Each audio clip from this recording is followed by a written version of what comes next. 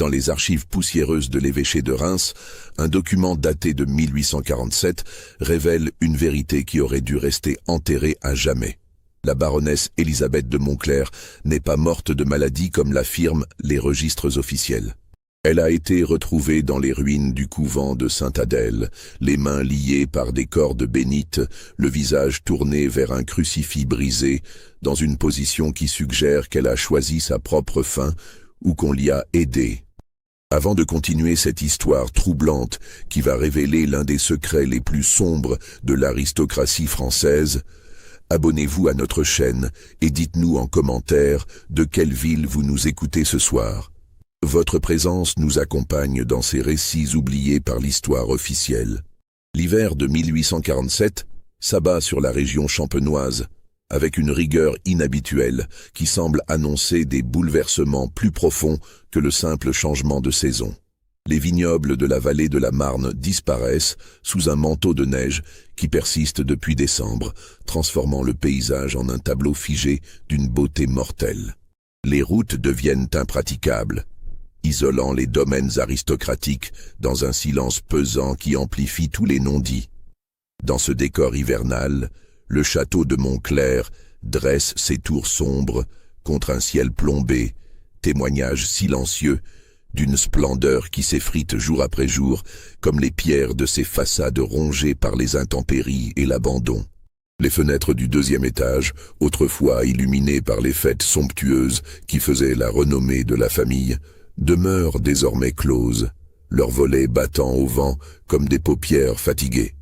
Depuis la Révolution, les fortunes aristocratiques oscillent entre renaissance miraculeuse et ruine totale, au gré des changements politiques et des revirements de l'opinion publique.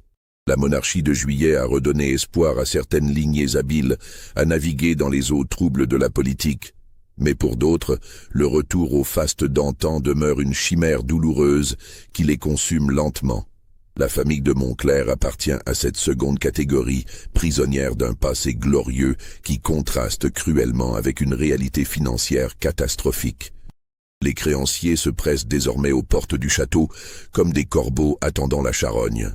Maître Pellerine, notaire de Reims dont la famille sert les Montclerc depuis 3 générations, ne cache plus son inquiétude lors de ses visites hebdomadaires. « Madame la baronne », lui répète-t-il avec la patience lasse de qui a vu sombrer tant de grandes familles, « il faut vous résoudre à vendre au moins la ferme de Villers. Les intérêts de vos dettes s'accumulent plus vite que les revenus de vos terres. » Mais Élisabeth de Montclerc oppose à ces conseils de bon sens un silence obstiné, comme si elle attendait un miracle qui ne viendra jamais. À 42 ans, cette femme qui fut l'une des beautés les plus admirées de sa génération, porte désormais sur son visage les stigmates d'une lutte intérieure qui la dévore. Ses cheveux châtains, autrefois coiffés avec une élégance recherchée, sont désormais négligemment tirés en arrière, révélant des tempes prématurément grisonnantes. Le couvent de Sainte-Adèle, situé à 3 lieues du château par un chemin de terre qui serpente entre les collines plantées de vignes, incarne lui aussi cette époque de contradictions profondes. Fondé au XIVe siècle par dame Isabelle de Montclerc en expiation d'un péché inavouable selon la légende familiale, l'établissement religieux a traversé les siècles en gardant jalousement ses secrets dans ses murs de pierre blonde que le temps a patinés d'une teinte dorée. L'architecture du couvent témoigne de ces différentes époques de construction. L'aile occidentale, la plus ancienne, présente les caractéristiques du gothique flamboyant avec ses voûtes élancées et ses fenêtres ornées de dentelles de pierre. L'aile orientale, reconstruite au XVIe siècle après un premier incendie mystérieux, affiche un style Renaissance plus sobre mais non moins élégant. Entre les deux s'étend un cloître dont les arcades abritent un jardin où les sœurs cultivent les simples destinés à leur pharmacie. Supprimé durant la terreur dans la fureur iconoclaste qui s'empara de la région, le couvent avait vu ses biens dispersés et ses religieuses contraintes à l'exil ou à la clandestinité. Certaines avaient péri sur l'échafaud, d'autres avaient trouvé refuge dans des familles compatissantes, attendant des jours meilleurs pour reprendre leur vocation. La restauration partielle sous l'Empire avait permis le retour de quelques sœurs, Mais l'établissement n'avait jamais retrouvé sa splendeur d'antan. En 1847, Sainte-Adèle n'abrite plus qu'une poignée de religieuses cloîtrées dirigées par Mère Angélique de Beaumont, une femme de 60 ans au regard perçant dont la réputation de sainteté n'égale que celle de son intransigeance en matière de discipline monastique. Fille d'une famille de petite noblesse ruinée par la Révolution, elle avait pris le voile par vocation sincère, mais aussi par nécessité, le couvent offrant à une femme sans dot un refuge honorable.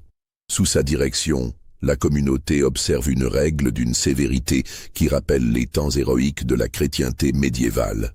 Les sœurs se lèvent à 4 heures pour les matines, passent leur journée entre prières, travail manuel et lecture spirituelle, ne parlent qu'aux heures autorisées et jeûnent 3 jours par semaine. Cette discipline rigoureuse attire paradoxalement les vocations. Dans une époque troublée par les bouleversements sociaux, certaines âmes trouvent dans la clôture monastique une paix que le monde extérieur ne peut plus offrir. L'atmosphère religieuse de cette époque mélange dévotion sincère et calcul politique dans un équilibre précaire. L'Église, meurtrie par les bouleversements révolutionnaires qui ont décimé son clergé et dispersé ses fidèles, reconquiert lentement son influence grâce à une stratégie subtile d'adaptation aux nouvelles réalités sociales. Les prêtres formés dans les séminaires clandestins de l'émigration reviennent avec une foi trempée par l'épreuve, mais aussi une méfiance profonde envers les idées modernes. Les familles aristocratiques ruinées trouvent parfois dans la piété un refuge spirituel authentique, mais aussi un moyen de préserver les apparences et de maintenir leur rang social malgré leur déchéance matérielle.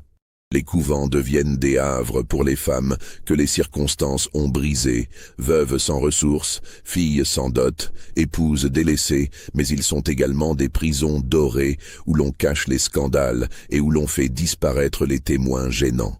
La baronne Élisabeth de Montclerc disparaît par une nuit de février 1847 d'une froideur sibérienne, laissant derrière elle un château vide de domestiques et une montagne de dettes qui achèvent de ruiner sa lignée séculaire.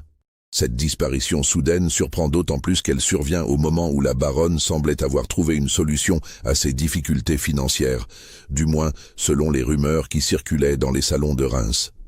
Âgée de 42 ans, veuve depuis 10 années du baron Édouard de Montclerc, emportée par une fièvre typhoïde contractée lors d'un voyage d'affaires en Allemagne, elle incarnait jusqu'alors la résistance aristocratique face à l'adversité avec une dignité qui forçait l'admiration même de ses détracteurs. Belle encore malgré les épreuves qui avaient creusé son visage et voûté ses épaules. Cultivée au point de rivaliser avec les femmes de lettres de la capitale, parlant couramment l'italien et l'allemand acquis lors de voyages de jeunesse, elle entretenait une correspondance suivie avec les salons parisiens et recevait régulièrement des personnalités de la capitale. Sa demeure, malgré les restrictions budgétaires, demeurait un foyer de culture et d'élégance où se réunissaient les esprits les plus raffinés de la région. Les soirées musicales qu'elle organisait le premier vendredi de chaque mois attiraient des mélomanes venus de Reims et même de Paris. Son salon de lecture, tapissé de livres reliés cuir et éclairé par de hautes fenêtres donnant sur les jardins à la française, était réputé pour la qualité de ses discussions littéraires et philosophiques. Pourtant, depuis l'automne précédent, son comportement avait progressivement intrigué puis inquiété son entourage proche. Les habitués de ces réceptions avaient remarqué des sautes d'humeur inexplicables, des silences prolongés au milieu d'une conversation, des regards perdus vers des horizons invisibles. Madame de Roquigny, sa plus proche amie depuis l'enfance, confiait à ses intimes « Élisabeth n'est plus la même ». On dirait qu'elle porte un secret si lourd qu'il l'écrase peu à peu. Le père Joachim Dubois, confesseur de la famille depuis 20 ans et homme de grande expérience spirituelle formé au séminaire de Saint-Sulpice, avait confié à l'évêque ses préoccupations croissantes concernant l'état spirituel de sa pénitente. Dans une lettre retrouvée dans les archives diocésaines et rédigée de sa main tremblante d'octogénaire, il évoque des tourments de conscience d'une nature si particulière qu'il dépasse l'entendement d'un simple prêtre de campagne et nécessiterait peut-être l'intervention d'un directeur spirituel plus expérimenté dans les affaires délicates. Cette correspondance révèle l'ampleur des troubles qui agitaient l'âme d'Élisabeth. Madame la baronne vient me voir presque quotidiennement depuis la Toussaint, écrit le père Dubois. Ses confessions durent parfois plus d'1 heure, et je la vois ressortir du confessionnal plus agitée qu'elle n'y était entrée. Elle évoque constamment des fautes passées qu'elle n'arrive pas à nommer précisément, des réparations qu'elle doit accomplir, des dettes spirituelles qu'elle traîne depuis des années comme un boulet. Le dernier témoignage fiable concernant la baronne remonte au 18 février 1847, date gravée dans la mémoire de Marie-Jeanne Roussel, ancienne femme de chambre de 45 ans, restée fidèle à sa maîtresse malgré l'impossibilité d'être payée depuis 8 mois. Cette femme simple mais perspicace, qui avait vu grandir Élisabeth et l'avait servie avec un dévouement maternel, la décrit ce jour-là comme étrangement sereine, presque souriante, après des semaines de prostration qui nous faisaient craindre pour sa raison. Madame la baronne avait retrouvé cette grâce dans les gestes que je ne lui avais pas vus depuis des mois, raconte Marie-Jeanne dans sa déposition détaillée au bailli de Reims. Elle s'était levée plus tôt que d'habitude, avait pris soin de sa toilette comme au beau jour, et portait cette robe de velours grenat qu'elle réservait aux grandes occasions. Quand je lui ai demandé si elle attendait de la visite, elle m'a répondu avec un sourire mystérieux. « En quelque sorte, ma chère Marie-Jeanne, une visite que j'attends depuis très longtemps. » Élisabeth avait passé l'après-midi dans la bibliothèque du château, cette pièce majestueuse aux boiseries sculptées où s'alignaient les reliures précieuses accumulées par 6 générations de Montclair. Elle compulsait de vieux manuscrits familiaux avec une attention minutieuse, prenant des notes sur un carnet qu'elle gardait toujours près d'elle. Marie-Jeanne l'avait trouvée penchée sur un registre de baptême du XVIIIe siècle, les yeux rougis comme si elle avait pleuré. Elle m'a fait appeler vers 6 heures, poursuit le témoignage de la domestique. Elle m'a demandé qu'on lui serve un repas léger dans ses appartements, du bouillon, un peu de pain, un verre de vin blanc, et m'a prié de faire du feu dans sa chambre car elle avait froid. Puis elle m'a congédié en me disant qu'elle ne voulait pas être dérangée de la soirée. Mais c'est vers minuit que se situe l'épisode le plus troublant de cette dernière journée.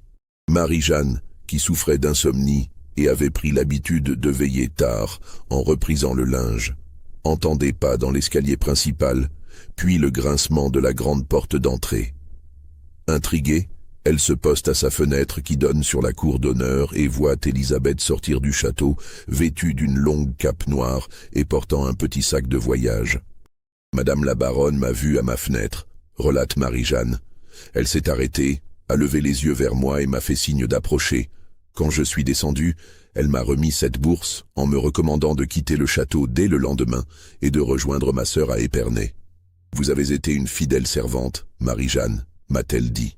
« Vous méritez mieux que de sombrer avec ce navire qui prend l'eau de toutes parts. » Quand je lui ai demandé où elle comptait se rendre par ce froid et à cette heure tardive, elle a souri d'une façon qui m'a glacé le sang. Un sourire à la fois doux et terrifiant, et m'a répondu « Là où tout a commencé, ma chère Marie-Jeanne, là où tout doit finir selon la justice divine. » Puis elle a disparu dans la nuit, et c'est la dernière fois que je l'ai vue vivante. Les premiers jours suivant la disparition d'Élisabeth de Montclair se déroulent dans une atmosphère de confusion et de murmures qui empoisonne progressivement toute la région. Le château, privé de ses derniers domestiques qui ont suivi le conseil de Marie-Jeanne et quitté les lieux, devient rapidement la proie des créanciers qui se disputent les maigres biens restants avec l'avidité de charognards. Maître Pellerin, le notaire familial, tente de maintenir un semblant d'ordre juridique dans ce chaos, mais l'absence de corps complique singulièrement les procédures légales. La loi exige un délai de plusieurs années avant de pouvoir déclarer officiellement la mort d'une personne disparue et les autorités civiles se montrent réticentes à prendre des mesures exceptionnelles dans une affaire qui implique une famille aristocratique, même ruinée. Le sous-préfet de Reims, M. de Chaumont, homme prudent et soucieux de sa carrière, préfère temporiser plutôt que de prendre des initiatives qui pourraient lui être reprochées par ses supérieurs. L'affaire Moncler, comme on commence à l'appeler dans les couloirs de la préfecture, devient un dossier que chacun se repasse sans vouloir en assumer la responsabilité. C'est dans ce contexte trouble que surgissent les premiers témoignages contradictoires qui vont transformer cette simple disparition en énigme troublante. Jacques Moreau, voyageur de commerce spécialisé dans la vente de tissus aux communautés religieuses, affirme avec force détail avoir aperçu une femme correspondant exactement à la description d'Élisabeth près du couvent de Sainte-Adèle, 3 jours après sa disparition. C'était vers 2 heures de l'après-midi, déclare-t-il au brigadier de gendarmerie de Reims. Je revenais de ma tournée chez les Sœurs de la Visitation de Châlons et je m'arrêtais toujours à Sainte-Adèle sur le chemin du retour. J'ai vu cette dame près du portail du couvent. Elle portait une cape noire et semblait hésiter à frapper. Quand elle m'a aperçu, elle a rabattu sa capuche sur son visage et s'est éloignée rapidement vers le bois de chêne qui borde la propriété.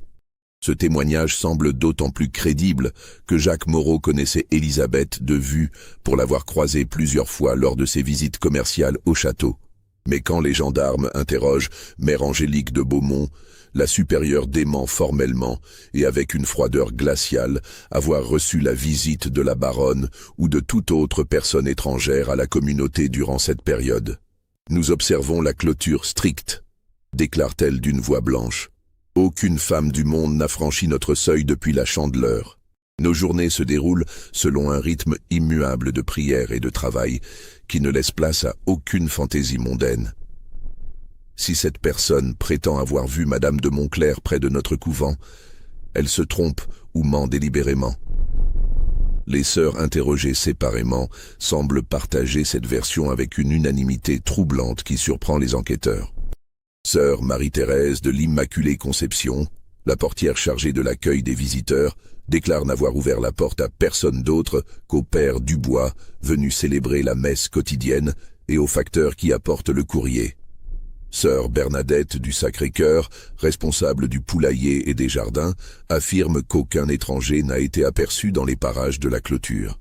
Pourtant, Sœur Marie-Claire de la Nativité, une jeune novice de 22 ans d'origine modeste, qui assistait la portière dans ses tâches quotidiennes, confie en secret au père Dubois, lors d'une confession particulièrement troublée, avoir entendu des voix féminines dans l'ancienne aile du couvent, celle qui avait été partiellement murée après l'incendie mystérieux survenu en 1823. Des voix qui priaient, mon père, précise-t-elle dans un murmure chargé d'angoisse, mais d'une manière si désespérée, si déchirante, que j'en ai eu des cauchemars pendant des semaines.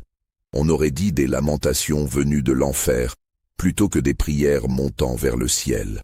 J'ai cru d'abord que c'était le vent qui s'engouffrait dans les couloirs abandonnés, mais le ton était trop humain, trop douloureux pour être celui des éléments. Ce récit troublant, consigné dans les notes personnelles du confesseur avec la minutie d'un homme habitué à démêler le vrai du faux dans les confidences de ses pénitentes, fait état de phénomènes qui auraient débuté précisément le 21 février, soit 3 jours après la disparition d'Élisabeth. La jeune novice décrit des gémissements qui s'élevaient vers minuit et persistaient jusqu'aux premières lueurs de l'aube, suivis parfois de silences si absolus qu'ils semblaient plus effrayants encore que les plaintes elles-mêmes. L'enquête menée par les autorités civiles révèle rapidement l'ampleur catastrophique des difficultés financières de la famille de Moncler. Les dettes s'élèvent à plus de 80 000 francs, une somme colossale qui dépasse de loin la valeur du domaine même en incluant les terres, le château et tous les biens mobiliers. Cette situation désespérée explique en partie la disparition de la baronne, qui aurait pu fuir ses créanciers pour recommencer une nouvelle vie sous une fausse identité. Mais plus troublante encore est la découverte, dans le secrétaire personnel d'Élisabeth, d'une correspondance volumineuse avec un certain Monsieur Auguste de Belmont, banquier parisien spécialisé dans les affaires délicates de l'aristocratie en difficulté. Cet homme, dont l'existence même semble nimbée de mystère, dirige depuis un hôtel particulier du faubourg Saint-Germain une officine financière qui prête à des taux usuraires aux familles nobles aux abois. Ces lettres, au nombre de 17, étalées sur une période de 6 mois précédant la disparition, révèlent l'existence de négociations complexes dont le contenu exact ne sera jamais divulgué publiquement. Les autorités judiciaires, soucieuses de préserver la réputation de familles influentes, se contentent d'évoquer pudiquement des arrangements particuliers et des garanties d'une nature inhabituelle, sans préciser davantage. Le père Dubois, qui eut accès à cette correspondance en tant qu'exécuteur spirituel désigné par Élisabeth dans un testament holographe découvert après sa disparition, note dans son journal personnel avec l'amertume d'un homme dont la foi en la bonté humaine a été ébranlée. « J'ai lu des choses qui ébranlent ma confiance en la divine providence et me font douter de la possibilité du salut pour certaines âmes.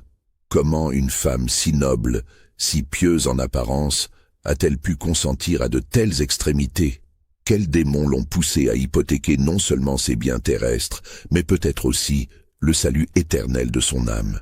Ou ces allusions énigmatiques du confesseur laissent supposer qu'Élisabeth avait accepté des conditions particulièrement dégradantes pour obtenir les fonds nécessaires au maintien de son train de vie. Certains esprits malveillants murmurent qu'elle aurait pu servir d'intermédiaire dans des trafics illicites, ou prêter son nom et son rang à des opérations douteuses orchestrées par le mystérieux banquier parisien. Les semaines s'égrènent dans une attente angoissante, ponctuée de faux espoirs et de découvertes troublantes. Le printemps arrive avec ses promesses de renouveau, mais l'affaire Montclair demeure un mystère qui empoisonne l'atmosphère de toute la région comme un miasme pestilentiel. Les commérages vont bon train dans les salons de Reims et les chaumières des villages environnants, chacun y allant de sa théorie sur la disparition de la baronne. Certains penchent pour la fuite pure et simple. Ruinée et couverte de dettes, Élisabeth aurait rejoint l'Amérique ou l'Angleterre sous une fausse identité, abandonnant un passé devenu insupportable. Cette hypothèse séduit les esprits rationnels qui refusent d'envisager des explications plus sombres. D'autres évoquent un suicide discret, la baronne ayant choisi de disparaître dans quelque gouffre ou rivière pour épargner à sa famille la honte d'un scandale public. Les plus imaginatifs murmurent des histoires d'enlèvement orchestrées par des créanciers sans scrupules ou des complots politiques impliquant les réseaux légitimistes qui tentent de déstabiliser le régime de Louis-Philippe. Dans les cabarets de Reims, on raconte que la baronne aurait été l'agent secret de la duchesse de Berry et que sa disparition serait liée aux menées conspirationnistes qui agitent encore certains milieux aristocratiques. C'est dans ce climat de suspicion généralisée qu'intervient un personnage jusqu'alors resté dans l'ombre. Augustin de Rochefort, cousin éloigné d'Élisabeth par sa grand-mère paternelle et ancien capitaine de dragons reconverti dans le négoce des vins après avoir quitté l'armée en 1830. Homme pragmatique de 48 ans, au visage buriné par les campagnes militaires et les négociations commerciales, il n'entretient avec la branche principale de la famille que des relations distantes mais cordiales. Sa motivation à entreprendre ses propres recherches procède moins de l'affection familiale que de préoccupations bassement matérielles. Comme cousin survivant, il estime avoir des droits sur certains biens des Montclair, notamment une propriété viticole dans la région d'Épernay que son grand-père avait léguée à la famille à condition qu'elle revienne au Rochefort en cas d'extinction de la lignée directe. Ces investigations le mènent d'abord dans les archives poussiéreuses du notariat de Reims, où il passe de longues heures à déchiffrer des actes anciens et des contrats de famille remontant au siècle précédent. Sa formation militaire lui a donné le goût de l'ordre et de la méthode. Il procède systématiquement, établit des fiches, recoupe les informations avec la patience d'un enquêteur professionnel. C'est ainsi qu'il découvre l'existence d'un testament holographe rédigé par Élisabeth 3 mois avant sa disparition, document dont l'existence avait été soigneusement dissimulée par Maître Pellerin, sur ordre explicite de la testatrice. Ce testament, d'une écriture tremblante qui tranche avec l'assurance habituelle de la baronne, lègue l'intégralité de ses biens personnels, bijoux, meubles, argenterie, bibliothèque, au couvent de Sainte-Adèle, en expiation des fautes commises par sa lignée et en réparation des souffrances causées par son orgueil et son aveuglement. Cette formulation énigmatique intrigue profondément Augustin de Rochefort, qui connaît suffisamment l'histoire de sa famille pour savoir que les relations entre les Montcler et le couvent n'ont jamais été particulièrement étroites depuis la fondation de l'établissement religieux. Certes, la tradition veut que Dame Isabelle de Montcler ait créé le couvent au XIVe siècle pour expier un péché mystérieux, mais cette légende familiale n'explique pas pourquoi Élisabeth se sentait personnellement redevable envers les religieuses. Intrigué par cette découverte et déterminé à comprendre les motivations de sa cousine, Augustin se rend au couvent de Sainte-Adèle pour s'entretenir avec Mère Angélique de Beaumont. Le trajet à cheval par les chemins boueux de Mars lui donne le temps de préparer ses questions et d'observer les lieux avec l'œil exercé d'un homme habitué à jauger les situations rapidement. Le couvent se dresse au sommet d'une colline boisée, ses murailles de pierre blonde émergeant des frondaisons naissantes comme une vision mystique. L'architecture sobre mais élégante témoigne de la richesse de ses fondateurs et de la piété sincère de ceux qui l'ont conçu comme un refuge pour les âmes en peine. Mais quelque chose dans l'atmosphère des lieux met Augustin mal à l'aise. Un silence trop parfait, une immobilité qui semble contre nature. La supérieure, femme de 60 ans au visage émacié par les jeûnes et les veilles, le reçoit dans le parloir avec une froideur qui confine à l'hostilité. Vêtue de l'habit noir des bénédictines, un grand crucifix d'argent barrant sa poitrine, elle incarne l'austérité monastique poussée à son extrême. Ses yeux gris acier semblent percer les âmes et mettre à nu les consciences les plus endurcies. « Monsieur de Rochefort », déclare-t-elle d'une voix blanche qui résonne étrangement dans la pièce aux murs nus, « je ne vois pas en quoi les affaires de notre communauté peuvent intéresser un homme du monde tel que vous. Nous vivons selon la règle de Saint Benoît, dans la prière et le travail, à l'écart des agitations du siècle. » Augustin, habitué aux négociations difficiles par ses années de commerce, emploie d'abord la diplomatie. Il se présente comme le parent inquiet d'une femme disparue, désireux de comprendre les dernières volontés de sa cousine pour honorer sa mémoire. Mais Mère Angélique demeure inflexible. Elle confirme l'existence du testament et sa validité juridique, mais refuse catégoriquement de révéler les circonstances dans lesquelles il lui est parvenu ou les raisons qui ont pu motiver cette générosité posthume. « Madame la baronne était une âme en peine », déclare-t-elle finalement après un long silence pesant, une créature rongée par le remords et la culpabilité. Elle cherchait la réconciliation avec le Très-Haut par tous les moyens possibles, y compris les plus extrêmes. Si Dieu a jugé bon de l'appeler à lui dans sa miséricorde infinie, nous devons nous incliner devant sa volonté souveraine et ne pas chercher à percer des mystères qui nous dépassent. Cette explication, débitée d'un ton monocorde qui exclut toute discussion, ne satisfait nullement Augustin de Rochefort. L'ancien militaire flaire l'esquive et devine que la religieuse lui cache une part essentielle de la vérité. Il insiste avec la politesse tenace de qui n'a pas l'habitude d'essuyer des refus, mais se heurte à un mur de silence que rien ne semble pouvoir fissurer. Devant cette obstination, Augustin change de tactique et sollicite une audience auprès de Monseigneur Gousset, archevêque de Reims, prélat influent dont la réputation de droiture et d'intelligence lui vaut le respect de tous les partis. L'homme d'église, informé des circonstances troublantes entourant la disparition d'une de ses ouailles, accepte de recevoir le cousin de la baronne dans son palais épiscopal. La rencontre se déroule dans le bureau privé de l'archevêque, vaste pièce aux boiseries sculptées où s'alignent des reliures précieuses et des objets d'art religieux accumulés au fil des siècles. Monseigneur Gousset, homme de 75 ans à la barbe blanche et au regard perçant, écoute attentivement le récit d'Augustin avant de prendre une décision qui va faire basculer l'enquête. « Monsieur de Rochefort », déclare-t-il après une longue réflexion, « les circonstances exceptionnelles de cette affaire justifient des mesures tout aussi exceptionnelles. Je vous autorise à examiner les registres du couvent de Sainte-Adèle, sous la surveillance du père Dubois, qui vous servira de guide et de témoin. Peut-être trouverez-vous dans ces archives les réponses que vous cherchez. Cette autorisation officielle contraint Mère Angélique à ouvrir ses archives à l'enquêteur improvisé. Mais elle le fait avec une mauvaise grâce évidente qui ne fait qu'attiser les soupçons d'Augustin.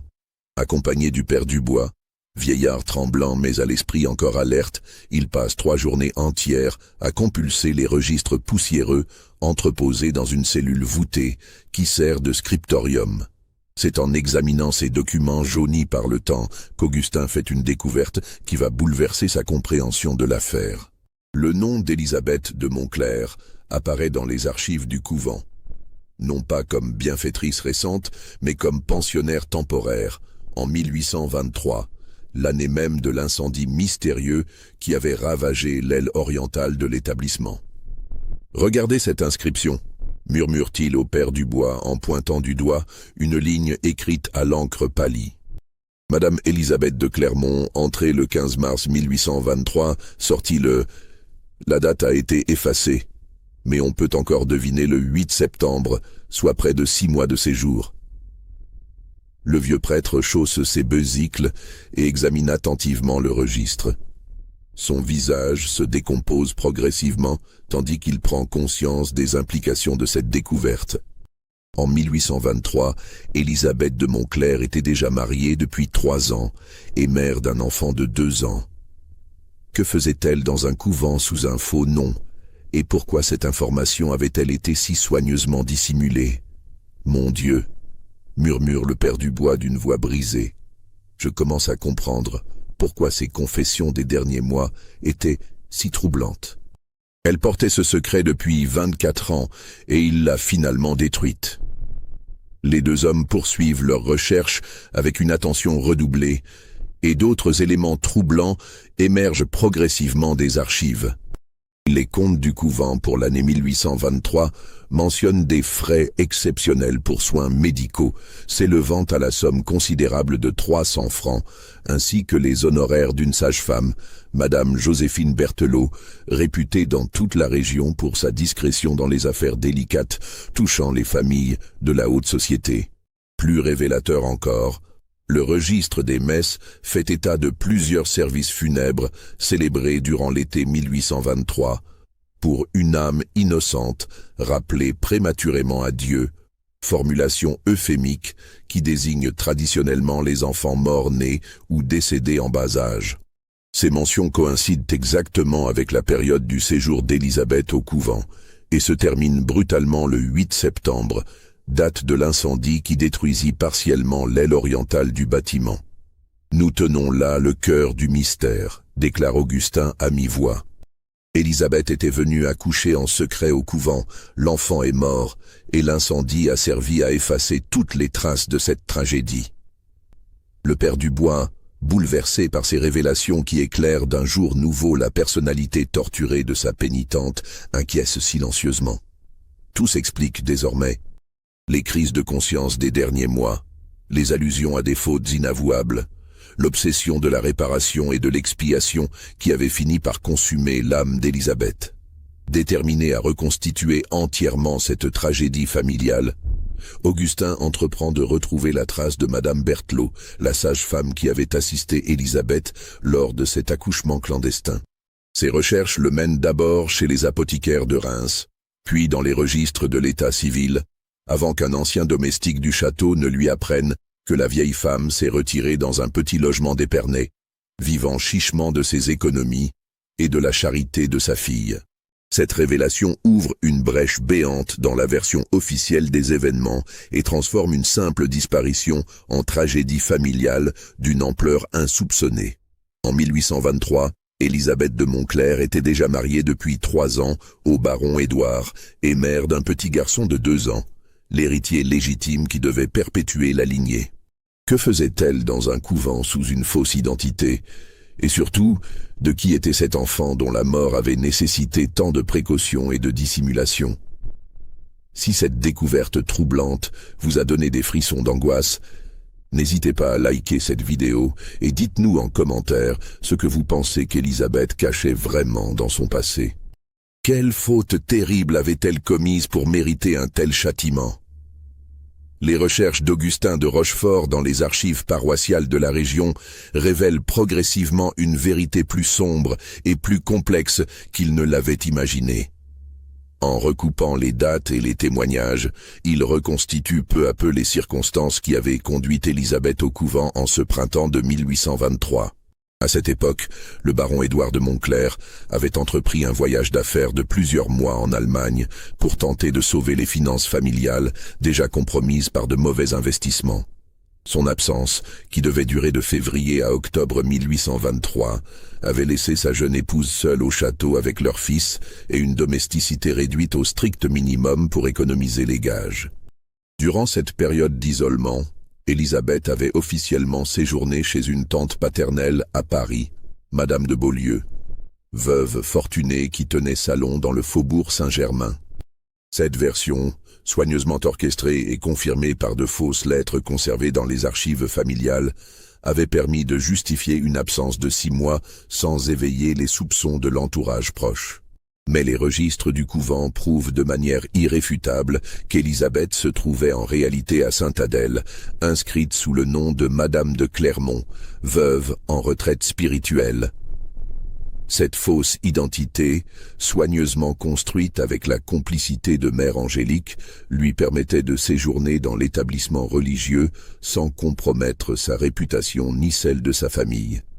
Plus troublant encore, les comptes détaillés du couvent pour cette période révèlent des dépenses tout à fait inhabituelles pour un établissement religieux. Achat de médicaments coûteux, honoraires d'un médecin de Reims venant en consultation 3 fois par semaine, frais pour nourriture spéciale et linge particulier. Ces mentions suggèrent qu'Élisabeth bénéficiait d'un traitement de faveur incompatible avec la règle monastique habituelle. Le nom de Madame Joséphine Berthelot apparaît régulièrement dans ses comptes à partir du mois de juin, avec des honoraires substantiels qui confirment sa présence prolongée au couvent. Cette sage-femme de 50 ans, veuve d'un chirurgien de Reims, jouissait d'une réputation excellente dans les milieux aristocratiques pour sa compétence médicale, mais surtout pour sa discrétion absolue dans les affaires délicates. Son carnet personnel, qu'elle tenait avec la précision d'un registre commercial, mentionne son séjour à Sainte-Adèle du 20 juin au 15 septembre 1823, soit près de 3 mois de présence continue. Cette durée exceptionnelle suggère une grossesse difficile ou des complications postnatales nécessitant une surveillance médicale prolongée. Augustin parvient finalement à retrouver la trace de Madame Berthelot, désormais âgée de 70 ans, et retirée dans un petit logement de 2 pièces au-dessus d'une boulangerie d'Épernay. La vieille femme, d'abord méfiante face à cet inconnu qui l'interroge sur des événements vieux de 24 ans, finit par accepter de parler contre une somme d'argent qui lui permettra de finir ses jours dans la dignité. « Ah, Madame de Clermont !»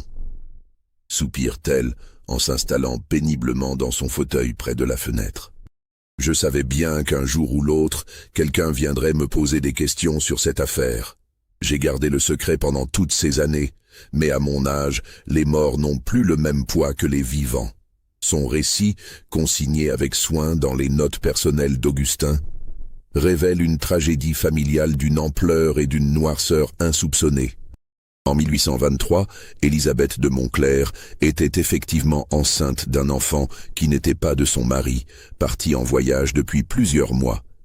Mais l'identité du père biologique dépasse en scandale tout ce qu'Augustin avait pu imaginer. Le père de cet enfant, révèle Madame Berthelot d'une voix brisée par l'émotion et les souvenirs, c'était l'abbé François de Belmont, neveu du fameux banquier parisien et aumônier du château depuis 5 ans. Un homme jeune et beau, d'une 30aine d'années, qui avait su gagner la confiance de toute la famille par sa piété apparente et ses manières raffinées. Cette révélation frappe Augustin comme un coup de tonnerre. L'abbé de Belmont, membre d'une famille influente du clergé parisien et destiné aux plus hautes charges ecclésiastiques, avait abusé de sa position de confesseur et de directeur spirituel pour séduire la châtelaine isolée. Le scandale, s'il avait éclaté, aurait ruiné les 2 familles et détruit à jamais la carrière prometteuse du jeune prêtre.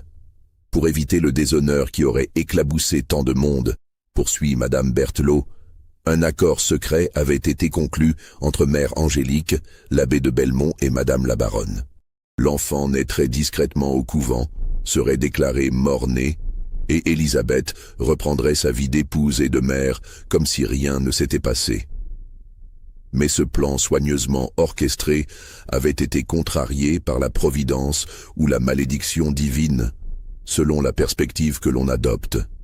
L'enfant, un petit garçon né au terme d'un accouchement difficile dans la nuit du 15 août 1823, était effectivement venu au monde chétif et souffreteux.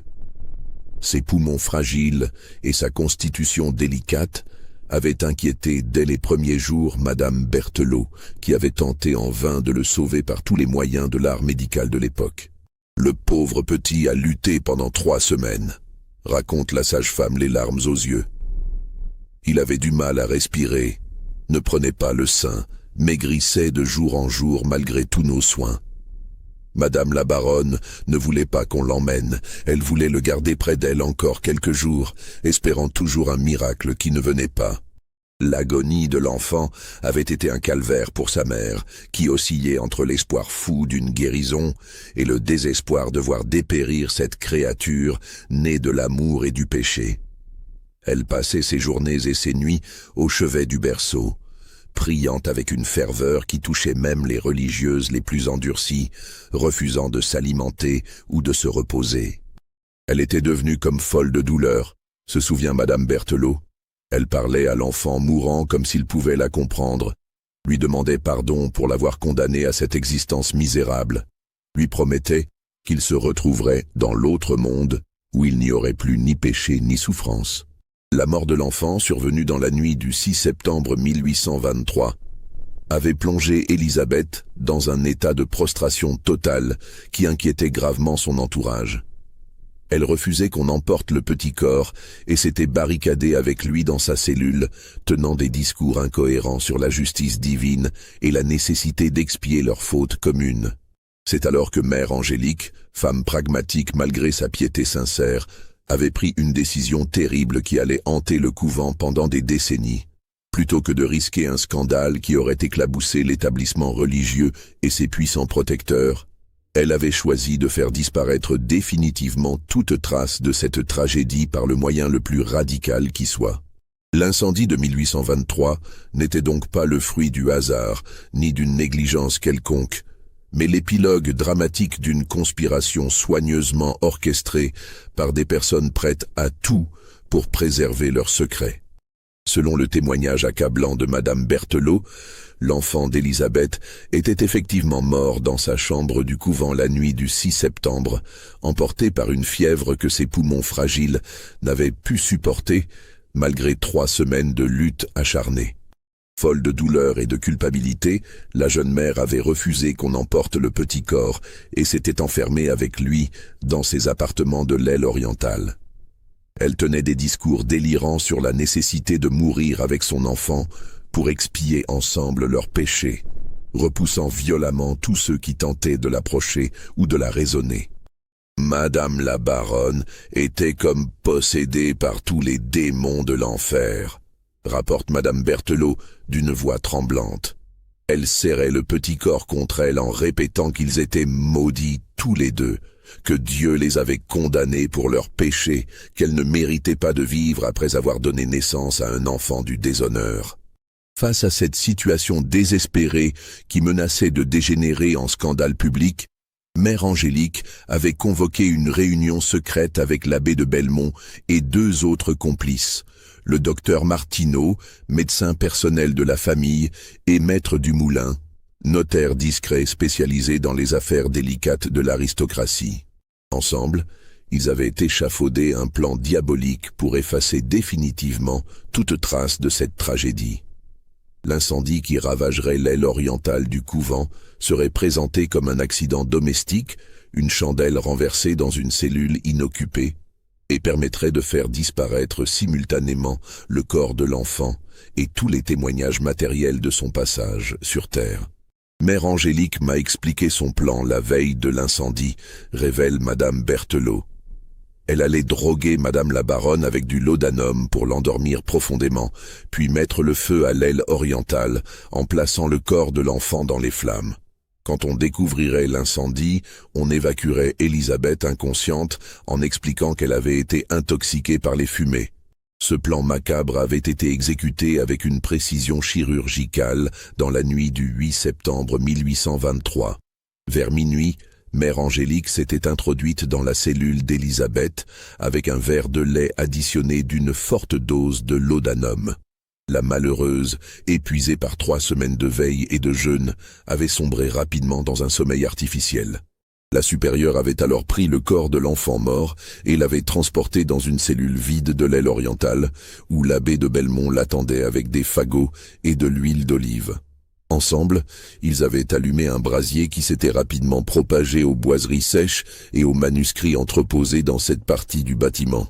Quand l'alarme avait été donnée vers 2 heures du matin, tout le couvent s'était mobilisé pour lutter contre les flammes qui dévoraient l'aile orientale. Dans la confusion générale, Mère Angélique avait fait évacuer Élisabeth toujours inconsciente, en expliquant qu'elle l'avait trouvée évanouie dans sa cellule, intoxiquée par les fumées. L'incendie a duré jusqu'à l'aube, se souvient Madame Berthelot. Quand il s'est enfin éteint, toute l'aile orientale était détruite, et avec elle toutes les preuves du séjour de Madame la baronne et de la naissance de son enfant. Officiellement, seuls des manuscrits et quelques cellules inoccupées avaient brûlé. Le corps de l'enfant, entièrement consumé par les flammes, n'avait jamais été retrouvé. Les quelques ossements calcinés découverts dans les décombres avaient été attribués à d'anciens ossements conservés dans la bibliothèque monastique pour les études d'anatomie. Personne n'avait songé à y voir les restes d'un nouveau-né mort quelques jours plus tôt. Élisabeth, officiellement victime d'un malaise dû aux fumées de l'incendie, avait été transportée chez des amis de la famille pour sa convalescence. Quand elle avait repris conscience 3 jours plus tard, Mère Angélique lui avait expliqué que son enfant était mort dans l'incendie et qu'il n'en restait rien. Madame la baronne était comme morte elle aussi cette nuit-là, poursuit Madame Berthelot. Quand elle a appris que le corps de son petit avait disparu dans les flammes, qu'elle ne pourrait même pas lui donner une sépulture chrétienne, elle a poussé un cri si déchirant que je l'entends encore dans mes cauchemars. Mère Angélique lui avait alors fait jurer le silence absolu sur tout ce qui s'était passé, en échange de quoi l'Église se chargerait de faire dire des messes pour le repos de l'âme de l'enfant et de maintenir le secret sur cette tragédie familiale. L'abbé de Belmont, de son côté, avait quitté précipitamment la région pour rejoindre un poste à Rome, officiellement pour approfondir ses études théologiques. Ce pacte du silence a tenu pendant 24 ans, conclut Madame Berthelot. Mais je savais qu'un jour, la vérité finirait par éclater. On ne peut pas enterrer un tel secret sans qu'il revienne hanter les vivants. Ce témoignage accablant révèle enfin les véritables motivations qui avaient poussé Élisabeth à renouer contact avec le couvent dans les derniers mois de sa vie. Les lettres retrouvées dans ses papiers prouvent qu'elle avait tenté de faire chanter Mère Angélique, menaçant de révéler la vérité sur l'incendie de 1823 si le couvent ne l'aidait pas financièrement à éponger ses dettes. Mais la supérieure, devenue avec l'âge encore plus calculatrice et impitoyable, avait retourné la situation à son avantage avec un machiavélisme consommé. Elle avait proposé à Élisabeth un marché bien différent de celui escompté. En échange de son silence définitif et de sa propre disparition, elle pourrait enfin rejoindre son enfant dans la mort et recevoir une sépulture dans le cimetière du couvent, aux côtés du petit être qu'elle pleurait depuis 24 ans. C'est ainsi qu'Élisabeth de Montclair était revenue au couvent de Sainte-Adèle par cette nuit glaciale de février 1847, non pas en fugitive tentant d'échapper à ses créanciers, mais en pénitente venue accomplir un sacrifice ultime qui devait racheter à ses yeux toutes les fautes du passé.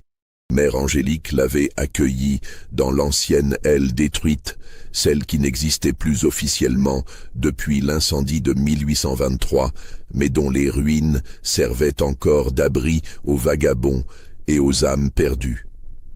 Dans ces murs noircis par les flammes et rongés par l'humidité, La supérieure avait orchestré une macabre cérémonie expiatoire, avec la précision rituelle d'un sacrifice antique. Elle avait convaincu Élisabeth que seule une mort volontaire dans le lieu même où son enfant avait péri pourrait racheter le péché originel qui les avait condamnés tous les deux. Les cordes bénites qui entravennent les poignets de la baronne n'étaient pas l'instrument d'un meurtre, mais les liens d'un vœu terrible qu'elle s'était imposé sous la direction spirituelle de Mère Angélique.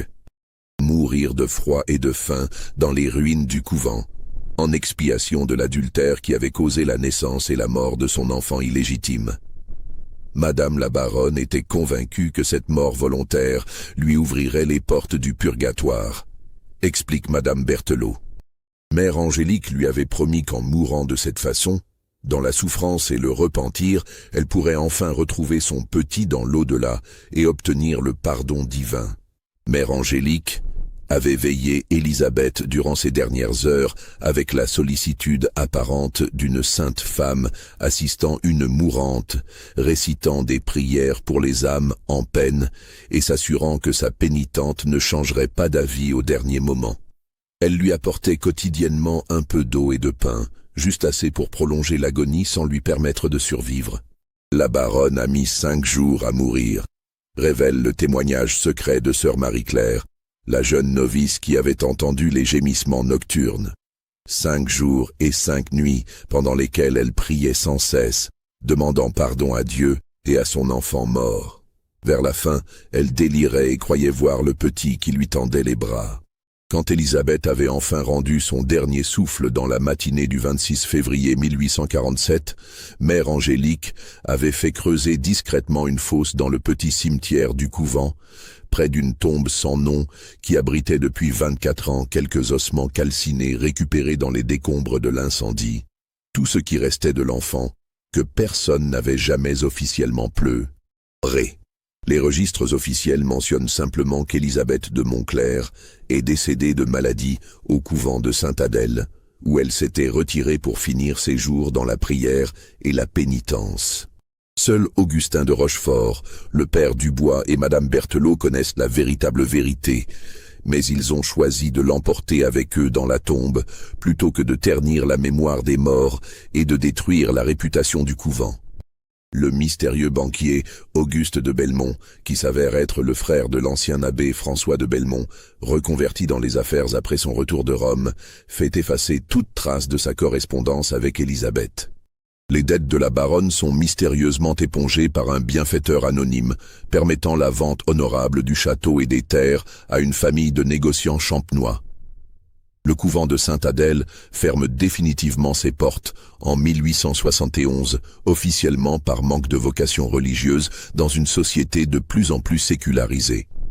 Mère Angélique de Beaumont, morte dans son lit à l'âge de 85 ans, a été enterrée avec tous les honneurs dus à une sainte femme qui avait consacré sa vie au service de Dieu et de ses semblables. Dans son testament spirituel, elle lègue au diocèse de Reims une somme considérable de 15 000 francs dont l'origine n'a jamais été élucidée, accompagnée d'une lettre scellée qui ne devra être ouverte que 100 ans après sa mort. Cette lettre, qui repose encore dans les archives secrètes de l'archevêché, contient peut-être les derniers secrets de cette tragédie familiale. Les ruines du couvent ont été rasées en 1889 pour faire place à un vignoble qui produit aujourd'hui encore quelques-uns des meilleurs champagnes de la région. Mais les ouvriers chargés des travaux de terrassement ont découvert, dans les fondations de l'ancienne aile orientale, des ossements humains de taille adulte et infantile, étrangement entremêlés, comme si la mort avait voulu réunir dans la terre ceux que la vie avait séparés. Ces restes ont été transférés discrètement dans le cimetière communal de la commune voisine, dans une fosse commune sans inscription ni pierre tombale.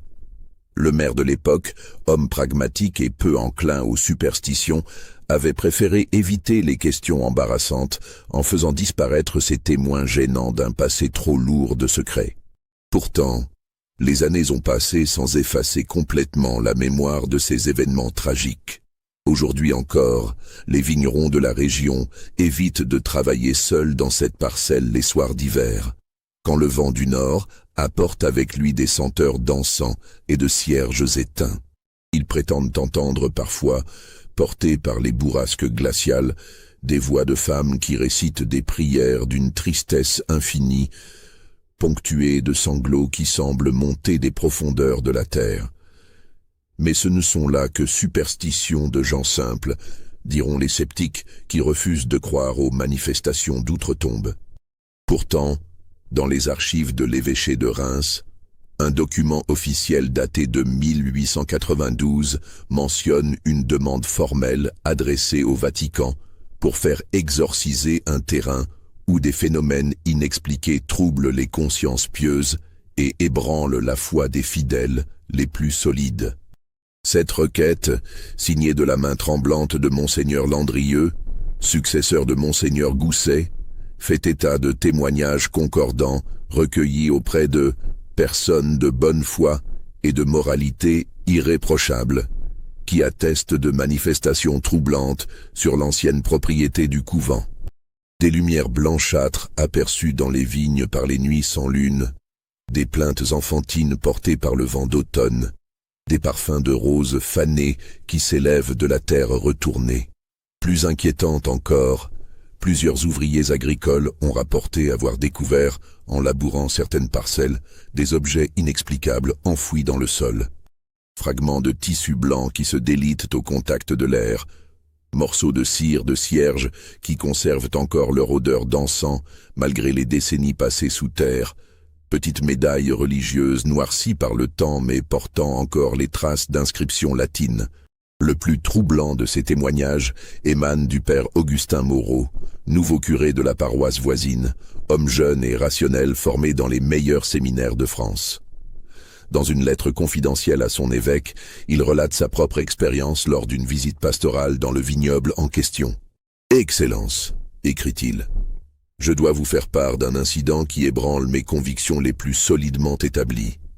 Ayant été appelé au chevet d'un vigneron malade dans la ferme qui jouxte l'ancien couvent, je traversais le vignoble vers minuit, lorsque j'ai distinctement entendu des voix féminines réciter le De Profundis dans un latin parfait. Ces voix semblaient s'élever du sol même, avec une telle netteté que j'ai d'abord cru à la présence de religieuses en prière.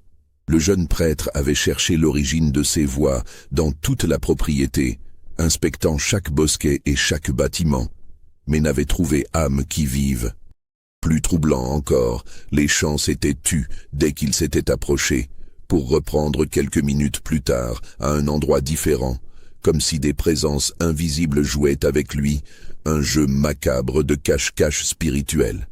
Cette demande d'exorcisme est restée sans réponse officielle du Vatican et le dossier a été classé dans les affaires non résolues avec la mention diplomatique. Phénomène nécessitant une observation prolongée avant toute intervention. Mais officieusement, des prêtres exorcistes ont discrètement visité les lieux à plusieurs reprises entre 1893 et 1895 sans jamais parvenir à un résultat définitif. Le père Sebastiano Toretti, exorciste italien réputé mandaté secrètement par Rome, conclut dans son rapport confidentiel: les manifestations observées sur ce terrain présentent des caractéristiques uniques qui défient les classifications habituelles. Il ne s'agit ni d'une possession démoniaque classique, ni d'un simple phénomène résiduel, mais plutôt d'une forme de hantise familiale où les morts semblent liés à la terre par des liens de culpabilité et d'amour maternel impossibles à briser par les moyens ordinaires. L'expert recommande finalement de laisser le temps accomplir son œuvre purificatrice, estimant que toute intervention forcée risquerait d'aggraver les manifestations plutôt que de les apaiser. Certaines souffrances, écrit-il avec la sagesse de l'expérience, ne peuvent être soulagées que par la prière patiente et la miséricorde divine, non par l'autorité ecclésiastique. Au fil des décennies, les phénomènes se sont progressivement atténués, comme si le temps avait fini par cicatriser les blessures spirituelles qui saignaient encore dans cette terre gorgée de secrets. Les nouvelles générations de vignerons, moins superstitieuses et plus pragmatiques, ont appris à coexister avec ces mystères sans chercher à les élucider. Mais parfois encore, Lors des vendanges de septembre qui coïncident avec l'anniversaire de l'incendie de 1823, des vendangeurs isolés rapportent avoir aperçu une silhouette féminine vêtue de blanc qui se promène entre les ceps au coucher du soleil, tenant dans ses bras un fardeau invisible qu'elle berce tendrement. Cette apparition toujours fugace et insaisissable disparaît dès qu'on tente de l'approcher, laissant seulement derrière elle un parfum de rose et de lait caillé. Les registres paroissiaux modernes font encore état, chaque 8 septembre, d'une messe anniversaire célébrée pour le repos des âmes oubliées et la paix des morts sans sépulture. Cette tradition, maintenue par les curés successifs sans qu'aucun ne se souvienne de son origine exacte, attire encore quelques fidèles âgés qui viennent prier pour des intentions qu'ils ne nomment jamais explicitement. En 1947, pour le centenaire de la disparition d'Élisabeth de Montclerc, un historien local, M. René Dubois, petit-neveu du père Joachim, entreprend des recherches approfondies sur l'affaire en compulsant les archives familiales héritées de son grand-oncle. Il découvre alors le journal secret du vieux confesseur, document troublant qui révèle l'ampleur de sa culpabilité et de ses remords. « J'aurais dû empêcher cette tragédie », écrit le père Dubois dans ses dernières pages. J'ai compris trop tard qu'Élisabeth ne cherchait pas l'absolution mais la mort, et que Mère Angélique utilisait ma naïveté pour accomplir une vengeance terrible. En gardant le silence, je me suis rendu complice d'un crime déguisé en sacrifice religieux. Ces révélations posthumes éclairent d'un jour nouveau les derniers mois de la vie d'Élisabeth et le rôle trouble joué par la supérieure du couvent. Mais René Dubois, soucieux de préserver la mémoire de son grand-oncle et la réputation de familles encore influentes, choisit de ne publier qu'une version édulcorée de ses découvertes, gardant pour lui les éléments les plus compromettants. Son ouvrage, Mystères et légendes de la Champagne religieuse, paru en 1952, évoque l'affaire Montclerc comme un simple fait divers tragique sans révéler les liens complexes qui unissaient tous les protagonistes de ce drame. Le public se contente de cette version officielle et la véritable histoire sombre progressivement dans l'oubli. Aujourd'hui, seuls quelques érudits locaux connaissent encore l'existence de cette tragédie familiale qui a marqué l'histoire secrète de la région champenoise. Le château de Montclerc, restauré par ses propriétaires actuels, accueille désormais des touristes venus découvrir l'art de vivre à la française, sans soupçonner les drames qui se sont joués entre ses murs.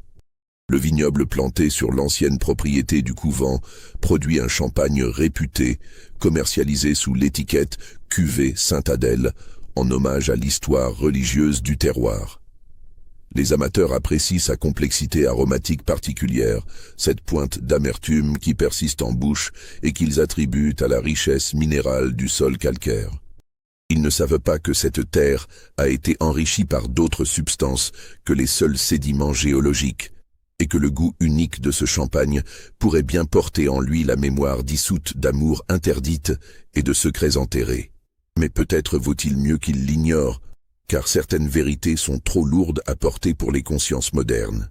Dans les caves voûtées où vieillissent les bouteilles, les ouvriers évitent encore de travailler seuls la nuit. Ils prétendent que les bulles du champagne murmurent parfois des secrets dans l'obscurité, et que le silence des profondeurs résonne encore d'échos venus du passé. Mais ces histoires ne sortent jamais des chais, car dans le monde du commerce, les mystères se vendent moins bien que les légendes dorées. Vous croyez que toute la vérité a été révélée sur cette sombre histoire qui a marqué la Champagne du XIXe siècle? Dites-nous ce que vous en pensez en commentaire. Pensez-vous qu'Élisabeth de Montclerc a vraiment choisi sa propre mort, ou a-t-elle été victime d'une manipulation plus sordide encore? Abonnez-vous pour ne manquer aucune de nos enquêtes sur les mystères historiques que l'histoire officielle préfère oublier et partagez cette vidéo avec tous ceux qui aiment les secrets enfouis dans les terroirs de France. Car parfois, la réalité dépasse en horreur et en complexité tout ce que l'imagination peut concevoir. L'affaire Montclerc nous rappelle que derrière les façades respectables de l'ancienne société se cachèrent parfois des tragédies d'une noirceur absolue. où l'honneur familial, la foi religieuse et les convenances sociales servaient de masque aux plus terribles compromissions. Qu'elle repose enfin en paix, Élisabeth de Montclerc, baronne déchue qui a payé de sa vie le prix du silence et des secrets de famille. Son histoire nous enseigne que certaines fautes du passé continuent de hanter les vivants bien au-delà de la mort de leurs auteurs, et que la terre elle-même peut devenir le conservatoire de souffrances que le temps n'arrive pas à effacer. Dans les vignobles de Champagne, quand le vent d'automne fait bruire les feuilles jaunissantes et que la brume s'élève des vallons, on peut encore entendre parfois l'écho lointain d'une berceuse fredonnée par une mère à l'enfant qu'elle n'a jamais pu bercer dans la vie. Et peut-être est-ce là la plus belle et la plus triste des légendes que cette terre puisse encore nous offrir.